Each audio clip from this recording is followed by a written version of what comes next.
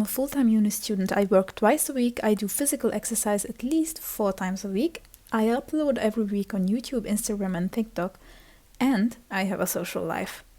Now you could be asking yourself, how the fuck can you do that? Well, a good chunk of it is organization. Hi beautiful people, my name is Alora, and in today's video I will show you how I organize my university life, specifically with the goal in mind to work as efficiently as possible, stay on top of my tasks and still have time for life on the weekends. For those who are curious, I study English philology and film studies, so I need to read a lot. Let's get straight into it. The first point is the most obvious one. Choose your schedule wisely. I know not everywhere is this the case, but I personally can pick and choose which classes I want to sign up for in a semester. This gives me the freedom to freely design my week. I usually take 25 credit points in a semester instead of the recommended 30 because, well, you have seen how much I do outside of uni still. When designing my weekly schedule, I leave a minimum of 1 day free of classes, both because of work and to have less days with obligations. My girlfriend recommends leaving 2 days free if you can manage it. Now we come to organizing uni work in general. I usually have 5 courses where I need to do homework weekly, like academic reading, essays, presentations. I prefer keeping track of what I learn digitally through Notion. This is not sponsored, by the way, but you can use any note-taking app or physical notebook you prefer. I first make separate documents for every class I am in. These will be the place where I can take notes during class and write down the knowledge I acquired in my readings. If you want to do it analog, you can just use 5 separate notebooks, I guess. I usually organize it by date, so I would have the session number and the date of the class behind it, with the information listed under it. I do have this for all of my classes, including lectures. If you want your Notion page to look as aesthetic as mine does, just use a template like I did. It saves you time and is much easier than just fumbling around with it for hours. The next thing I love to have is a to-do list that keeps track of my tasks for me. I love to use a table like this and just put in the name of the class, the type of homework I need to do, the due date and the status of it, like if it's started, if it's in progress, if it's already finished, I reuse this table every week during the semester to make sure it's up to date, and it can essentially function as a to-do list. This table is an absolute lifesaver, by the way. Then, the next tip I have for you is to ditch procrastination completely. I know it is easier said than done, but I try to finish all my homework for next week before the current week is over. Sometimes I would even complete a reading on the day it was assigned in order to have more time later in the week. Of course, this does not always work out. Sometimes I have too much on my plate to be able to complete everything in time. But it is generally very useful to do as much as you can as soon as you can. You could be asking yourself, how am I to remember what I was reading about if I do it a week before it's actually due? I will forget everything by the time I need to use the knowledge. And you would be completely right, that does happen. But remember those seminar pages I mentioned earlier? They are the perfect place to summarize your findings and texts you have read. I usually just jot down the author and title and then take notes on the important aspects as I go. I usually try to filter the information and really get the general meaning of the text down, as I'm a person who needs the broad general picture more. Whenever I read about smaller fun facts, they stick much better than anything else, so I usually don't bother with writing those down. My goal is, with this note-taking, is to preserve as much relevant information as possible for a later date, so I wouldn't have to go through the whole academic text itself again. Like, I am reading 30 pages, I only want to read it once, if ever. This worked especially well in my linguistic class, where I genuinely only use these notes, like my notes, to study for my exam, and I didn't need to use the giant book that we read during the semester, and of course I passed with flying colors. So, if you take care to record everything you learned and read about for later use, you really have no real excuse to procrastinate it until later or until the day it's due. This is one way I put as little pressure on myself as possible. Well, it's more like pressuring myself now under no real pressure from the outside, instead of later when it's a now or never kind of situation. Another tip I have for you is think about your schedule regarding the semester as a whole. This means that if you have an exam in 4 months, You take detailed notes from the very beginning with the preparation for the exam already in mind. Similarly, if you have a term paper in one class, you can start thinking about your topic and doing some research a month before you actually need to start working on it. Start before you feel like you're ready. It is always better to be done too early than to be done too late, even though most professors really don't give a shit about that. Remember to allow yourself to make mistakes. You are not a machine, and you likely have more to do in your free time than just uni stuff. It is completely fine if you forget a deadline or don't manage to finish a reading in time for class. My tips for if that happens is 1. Contact someone from the same class who has read it and ask for a brief summary or explanation. 2. Don't participate as much as you normally would, but still pay attention to catch up, because we all know you will not read that text after it's not relevant anymore. I would never advise you to skip a class just because you didn't have time to do the task for it.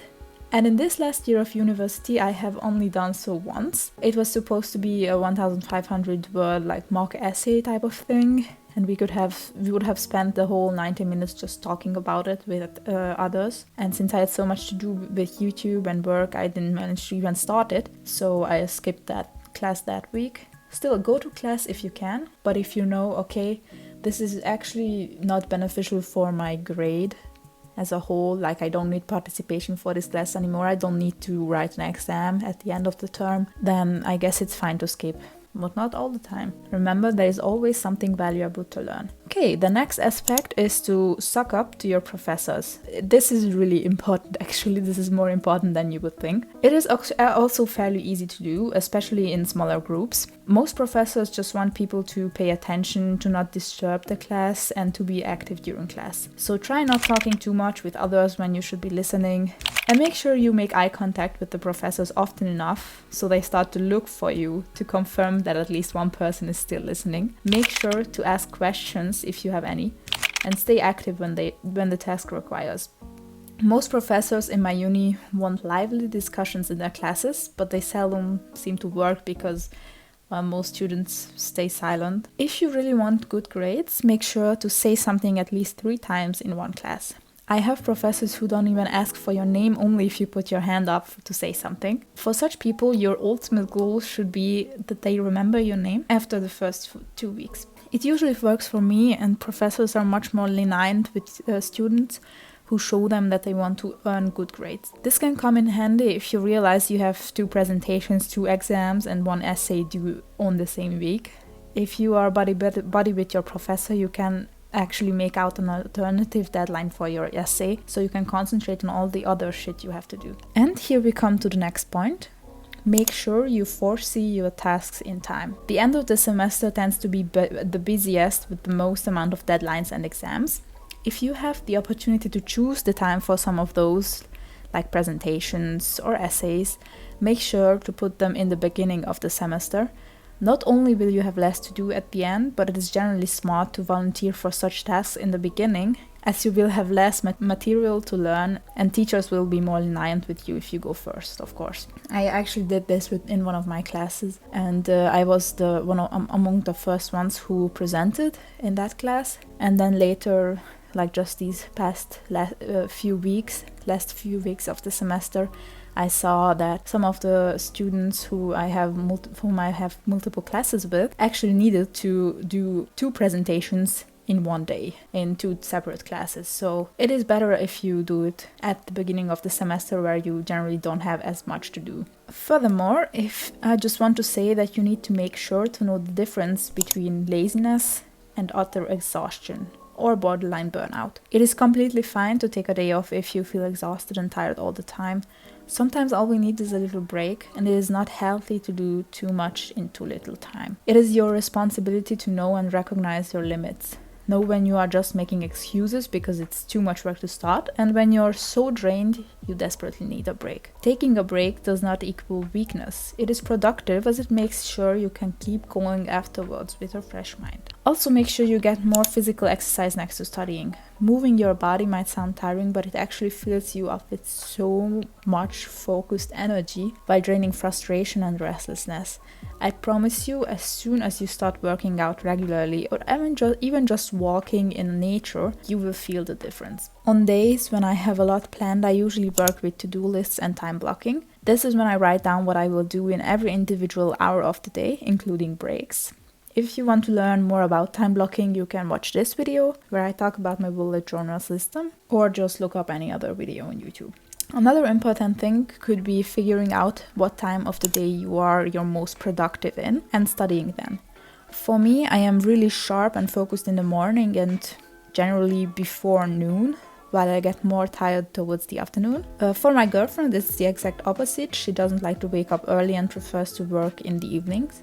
It's all up to you and your personal preference, if you're a morning bird or a night owl or something in between, like a constantly tired pigeon, I think is the third one. Yeah, make sure you use this productive time to actually intensely work on your tasks, because the more focused you are in a time period, the more work you get done in less time. And that is the efficiency that we strive for, because more studying does not always equal more knowledge. That's like actually my whole life story, that basically everyone was like, oh, I studied for 10 hours. In the last 2 days I studied constantly, and I was like, bro, I did a revision, it took like 2 to 3 hours, and then in the end we either get the same grade or like I get a better grade. So it's not, I'm not saying this to show off, it's just, yes, of course not everyone's mind work the same, but sometimes less is more. And then finally, don't be cross with either yourself or me if some of these tips don't work for you. Maybe you need longer for reading academic texts than I do, even though I usually need about 1.5 hours, 1 hour for 10 pages, so I am not that fast with reading academic texts myself either. Maybe you study a completely different thing and don't even have to read texts. Generally, these habits help me in my crazy time management, but it is important that you don't just copy them, but make them yours. If something doesn't work, don't be afraid to make adjustments. That was it from me today. I hope you found this video helpful, and if you didn't, I hope I could at least inspire you to do your homework for today. If you want to see more from me, make sure you like this video and click that subscribe button. I am trying to reach 100 subscribers before the end of the month. Don't forget to enjoy the little things in life. Keep shining. It was Alora speaking. Bye!